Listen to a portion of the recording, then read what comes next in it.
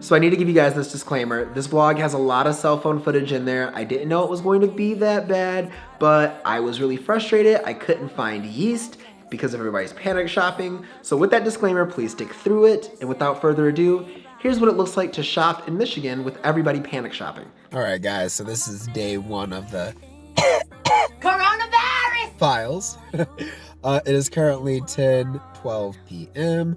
on Friday, March 20th, and I had to drive all the way out to a town over 20 minutes to go to a different store to find yeast because everyone in my tiny hometown has bought all of the yeast and all of the flour. I don't get it. I don't get the panic buying, but yeah, this is where we are. Still haven't been able to find toilet paper yet either, so there's that, but just buying what I need, so we're gonna go see if we can find some yeast in here. I wasn't lying, y'all. All the yeast is gone, and all of the flour is gone too. So I actually went to 5 stores. The first store I went to didn't have any bread, flour, or yeast. The second store I went to was closed, which was Meijer. Then Walmart was closed as well. So I went to D&W Fresh Market to see if they had yeast, and of course, all of their yeast packets and everything the stands and everything look just like every other store. So it's impossible to find yeast right now within a 20-mile radius of where I live. They told me to come back tomorrow. They'll stock the shelves by 6 in the morning, so no pizza tonight, I guess. But this light looks good. So we'll continue on the coronavirus chronicles later. So I think what's bothered me the most out of this situation right now is that it's about 6 o'clock in the morning. And I'm going to the store right when it opens so that I can make sure I can find some yeast. But when I called and I asked, I'm like, hey, your truck that came through, did it deliver yeast? I got this really smart response. It's like, whatever the truck delivered is what came in. And I'm like, I understand times are hard. I understand that your store is struggling. I'm not trying to use any more resources than I need. I'm not trying to use more gas than I need. I'm not trying to even buy more than I need. I'm just trying to buy exactly what I need to leave rest for the other humans on the planet.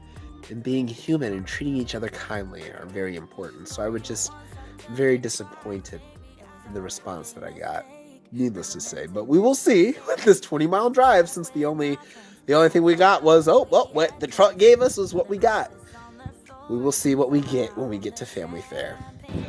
So good news, y'all. I found organic yeast, which is what I needed, but there is still no toilet paper. Like, literally, when I tell y'all, the shelves are empty. So this has been a fun little experiment. Finally get to make my pizza dough. Alright guys, so this is the pizza dough. It has been rising for about 5 or 6 hours, so we're gonna prepare it and we're gonna put it into the pan. But before we start playing with our food, we're gonna do what we shouldn't have to say, which is wash our hands. Next, we are going to liberally season our pans. We're gonna start with some olive oil. And then we're gonna add in some onion powder. And then we're gonna add in some garlic powder as well. And we're gonna add in some Italian seasoning. If your seasons aren't working over the bottom of your crust, then you're not doing it right. We're gonna add some pepper.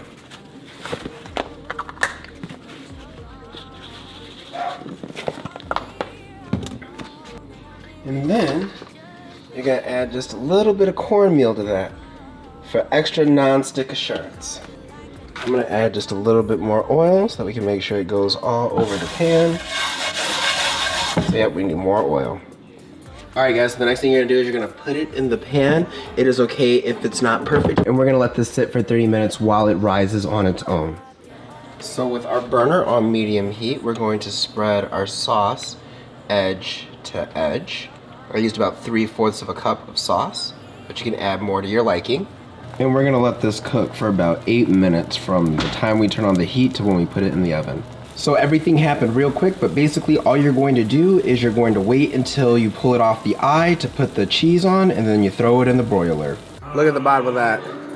So much better. A little burnt in the middle, but I will take this. This is gonna be wet. So if you guys are interested in a step-by-step tutorial of this pizza recipe for your quarantine days or your isolation days, whatever it is, I have left a link in the description down below. I hope you guys enjoyed this vlog. If you did, be sure to give me a big thumbs up, hit that subscribe button, and turn on those post notifications because I am trying to post as much as possible to keep you guys entertained while we are all stuck indoors.